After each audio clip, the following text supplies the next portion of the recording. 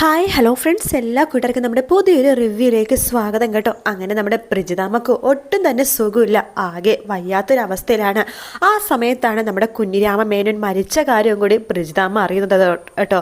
അതോടുകൂടി അമ്മയ്ക്ക് ടെൻഷൻ കൂടാണ്. മമ്മി പറയുന്നുണ്ട്, മോളെ ഇനി നിന്നെ ആരാ മോളെ കൂട്ടിക്കൊണ്ടു പോവാ, ആകെ നിന്റെ കാര്യങ്ങളൊക്കെ എല്ലാം അറിയുന്ന ആള് മരിച്ചുപോയല്ലോ, ഇനി എൻ്റെ മോൾക്ക് ആരാണ് ഭഗവാനെ തൂണ എന്നൊക്കെ പറയാണ്. ശേഷം നമ്മുടെ അലീന പറയുന്നുണ്ട്, മമ്മി അവിടെ എന്തെങ്കിലുമൊക്കെ ഹോം നേഴ്സായിട്ട് ഞാൻ കയറി പറ്റിയാലോ, അതിന് അവിടെയുള്ള ആൾക്കാർക്കൊന്നും നിന്നെ അറിയില്ലല്ലോ മോളെ, നിന്നെക്കുറിച്ചുള്ള സത്യങ്ങളും അറിയില്ല.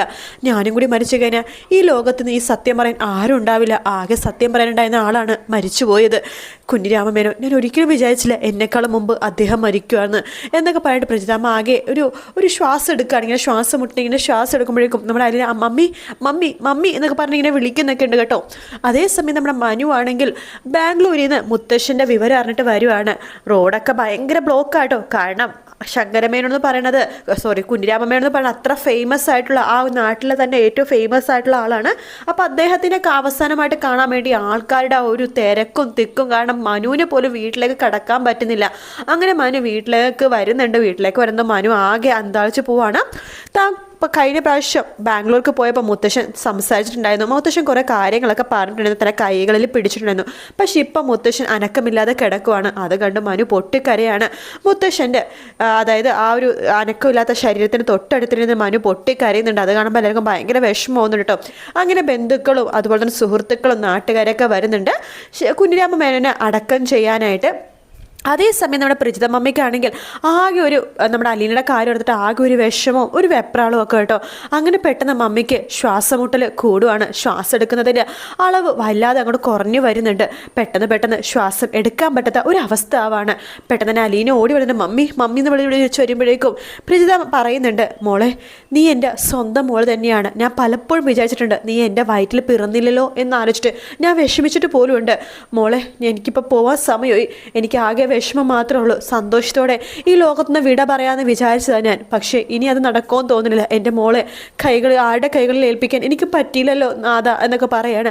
മമ്മി വിഷമിക്കേണ്ട മമ്മി, ഞാൻ അവരുടെ അടുത്തേക്ക് തന്നെ എത്തും, ആ വീട്ടിലേക്ക് തന്നെ ഞാൻ പോകും മമ്മി ടെൻഷൻ ആവണ്ട, മമ്മി പേടിക്കേണ്ട എന്നൊക്കെ പറയുമ്പോൾ മമ്മി ശ്വാസം എടുക്കണം. മമ്മി എന്നെ വിട്ട് പോവല്ലേ മമ്മി എന്നെ വിട്ട് പോകല്ലേ എന്ന് പറഞ്ഞിട്ട് അലീന കരയുന്നുണ്ടെങ്കിലും മമ്മി പെട്ടെന്ന് തന്നെ ശ്വാസം എടുക്കുന്ന നിൽക്കുകയാണ്. അങ്ങനെ മമ്മിയുടെ ശ്വാസം നിന്ന് പോകുകയാണ്. മമ്മി മരിച്ചു പോകുക കേട്ടോ.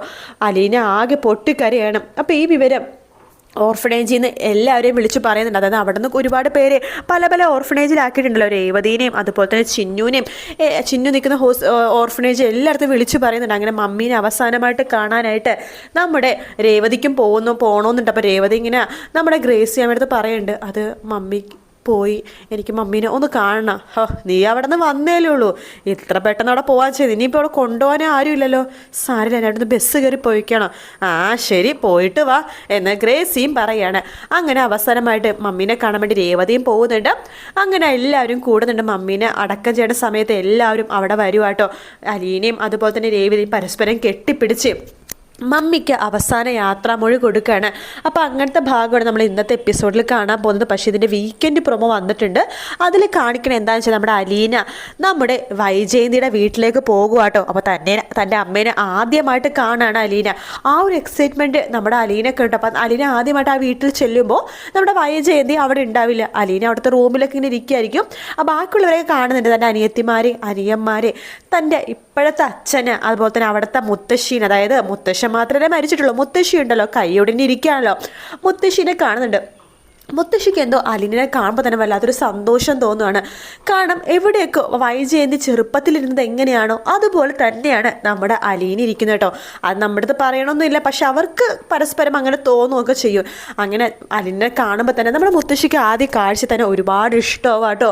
അപ്പോൾ അലീനയ്ക്ക് വേണ്ടി റൂമൊക്കെ കൊടുക്കുന്നുണ്ട്. നമ്മുടെ രേവതിക്കുട്ടി നിൽക്കുന്ന വീടിൻ്റെ അത്ര വലിയ വീടല്ലെങ്കിൽ പോലും സാമാന്യ സൗകര്യങ്ങളൊക്കെ ഉള്ളൊരു വലിയ വീട് തന്നെയാണ് വൈജയന്തിയുടെ വീട് കേട്ടോ. അങ്ങനെ നമ്മുടെ അലീന കാത്തിരിക്കുകയാണ് തൻ്റെ അമ്മേനെ ആദ്യമായിട്ട് കാണാൻ പോകണം. തൻ്റെ അമ്മ എങ്ങനെയായിരിക്കും, എന്തായിരിക്കും ഒന്നും നമ്മുടെ അലീനക്ക് അറിയില്ല. അലീന ആ എക്സൈറ്റ്മെൻറ്റിൽ ഇരിക്കുന്ന സമയത്താണ് ഒരു കാറ് വരുന്ന ശബ്ദം അലീന കേൾക്കണത്. അത് തൻ്റെ അമ്മ തന്നെ ആയിരിക്കോ, തൻ്റെ അമ്മയായിരിക്കോ, തൻ്റെ അമ്മയുടെ പേര് വൈജയന്തി എന്നാണ് എന്നൊക്കെ ആലോചിച്ച് നമ്മുടെ അലീന ഇങ്ങനെ ഇരിക്കുന്ന സമയത്ത് നമ്മുടെ വൈജയന്തി അല്ലെങ്കിൽ ഫോണൊക്കെ വിളിച്ചിട്ട് ഭയങ്കര തിരക്കാട്ടോ, ഭയങ്കര ബസ്സിൽ ഫോണൊക്കെ വിളിച്ചിട്ട് അകത്തേക്ക് ഇങ്ങനെ കയറി പോവാണ്. അലീന ആ സൗണ്ട് കേൾക്കണതും അകത്ത് നിന്ന് വേഗം പുറത്തേക്ക് ഓടി വരുവാണ് കേട്ടോ തൻ്റെ അമ്മേനെ ഒന്ന് കാണാനായിട്ട്. വൈജയന്തി ഭയങ്കര തിരക്കിലാണ്, ഫോൺ വിളിച്ച് അലീനെ ശ്രദ്ധിക്കണമെന്നില്ല, നേരെ അകത്ത് കയറി പോവുകയാണ്. നമ്മുടെ അലീനയും ഓടിപ്പോകുന്നുണ്ട്. അമ്മ എന്ന് വിളിച്ചിട്ട് ഓടിപ്പോകാൻ വേണ്ടി പോകുമ്പോഴേക്കാണ് അലീനക്ക് ആ കാര്യം ഓർമ്മ വരുന്നത്. താൻ ഒരിക്കലും അതായത് അമ്മക്ക് ഒരിക്കലും അറിയില്ല ഇങ്ങനത്തെ ഒരു മകൾ ജീവനോട് ഉണ്ടെന്നുള്ള സത്യം. താനായിട്ട് ഒരിക്കലും ഈ സത്യം പറയാനും പാടില്ല, കാരണം ഒരുപാട് കുടുംബങ്ങൾ തകരാൻ കാരണമാകും. തനിക്കറിയാലോ തൻ്റെ അമ്മ ഇതാണ്, തൻ്റെ അമ്മ തൻ്റെ തൊട്ടടുത്തിടുന്ന സത്യങ്ങളൊക്കെ തനിക്കറിയാലോ, അത് മതി എന്ന് പറഞ്ഞിട്ട് പെട്ടെന്ന് തന്നെ നമ്മുടെ അലീന അവിടെ പിടിച്ച് അതായത് അവിടെ ആരോ പിടിച്ച് നിൽക്കണ പോലെ അങ്ങോട്ട് നിന്ന് പോകാട്ടോ. ശേഷം പൊട്ടിക്കരയാണ്. തൻ്റെ അമ്മ തൊട്ടടുത്തിനായിട്ട് തനിക്ക് തൊടാനോ ഒന്ന് കെട്ടിപ്പിടിക്കാനോ ഒന്ന് അമ്മ എന്ന് വിളിക്കാൻ പോലും സാധിക്കുന്നില്ലല്ലോ എന്നാലോചിച്ചിട്ട് വൈജയന്തി അലീനെ കാണുമ്പോൾ തന്നെ ഇവളേതാ എന്ന രീതിയിൽ ഇങ്ങനെ നോക്കുന്നുണ്ട്. മര്യാദക്കൊക്കെ നിൽക്കണം കേട്ടോ എന്നൊക്കെ പറഞ്ഞ കുറച്ച് സ്ട്രിക്റ്റ് ആണ് കേട്ടോ അലീനയുടെ അമ്മ. പക്ഷേ ബാലച്ചൻ അങ്ങനെയല്ല, അലീന നന്നായിട്ട് കെയർ ചെയ്യും. എന്ത് സാധനം കുട്ടികൾക്ക് ഭക്ഷണമാണെങ്കിലും എന്താണെങ്കിലും വാങ്ങിക്കൊണ്ട് വന്നാലും അതിലൊരു പങ്ക് നമ്മുടെ അലീനക്കും കൊണ്ടുവരും കേട്ടോ. അത് വൈജയന്തിക്ക് ഒട്ടും ഇഷ്ടമല്ല. തൻ്റെ മക്കളെക്കാളും കൂടുതൽ അലീനനെ തൻ്റെ ബാലേട്ടൻ സ്നേഹിക്കുന്നുണ്ടോ എന്നൊരു തോന്നൽ പോലും നമ്മുടെ വൈജയന്തിക്ക് ഉണ്ടാവുന്നുണ്ട്.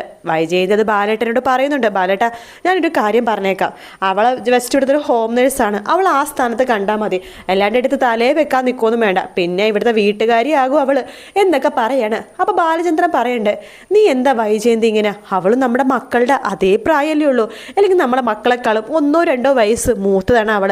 അപ്പോൾ ആ കുട്ടിക്ക് കുറച്ച് ആഗ്രഹങ്ങളോ കാര്യങ്ങളൊക്കെ ഉണ്ടാവില്ലേ, അവൾക്ക് അറിയാലോ ഓർഫണേജിൽ നിന്ന കുട്ടിയാണ്, സ്നേഹമൊന്നും അധികം കിട്ടാത്തൊരു കുട്ടി. ആ കുട്ടീനെ നമ്മൾ എന്തിനാ വൈജയന്തി ഇങ്ങനെ അകറ്റി നിർത്തണത് എന്നൊക്കെ ചോദിച്ചിട്ട് ബാലേട്ടനും ഇങ്ങനെ വഴക്കൊക്കെ പറയുന്നത്, അങ്ങനെയൊന്നും ചെയ്യരുത്, അവൾ നല്ലൊരു കുട്ടിയാണ്, അവളെ കണ്ടാൽ തന്നെ അറിയില്ല ഏതൊരു മിടുക്കി കുട്ടിയാണ്, നല്ലൊരു അച്ഛനും അമ്മക്കും നല്ല കുടുംബത്തിലും പിറന്ന കുട്ടിയാണ് അവൾ എന്നൊക്കെ പറഞ്ഞിട്ട് ഓരോന്നൊക്കെ പറയുന്നുണ്ടെങ്കിലും വൈജയന്തിക്ക് അതൊട്ടും തന്നെ ദഹിക്കുന്നില്ല കേട്ടോ. നമ്മുടെ അലീന ഏറ്റവും കൂടുതൽ സ്നേഹിക്കപ്പെടുന്നതും സ്നേഹിക്കുന്നതും നമ്മുടെ ഈ അതായത് ഈ ബാലേട്ടൻ എന്ന് പറയുന്നത് വൈജയന്തിയുടെ ഭർത്താവുണ്ടല്ലോ, അദ്ദേഹത്തിനാണ്. നമ്മുടെ അലീന അദ്ദേഹത്തെ വിളിക്കുന്നത് ബാലച്ചൻ എന്നാണ് കേട്ടോ. അങ്ങനെ നമ്മുടെ ബാലച്ചനും അലീനയും തമ്മിൽ ഒരുപാട് നല്ലൊരു ബോണ്ട് തന്നെ അവിടെ ഉണ്ടാവുന്നുണ്ട്. പിന്നെ അതിന് ശേഷമാണ് ഈ മനു ഈ സത്യങ്ങളൊക്കെ അറിയണതും മനുവിൻ്റെ കാര്യങ്ങളൊക്കെ അത് കഴിഞ്ഞിട്ടാണ് കേട്ടോ.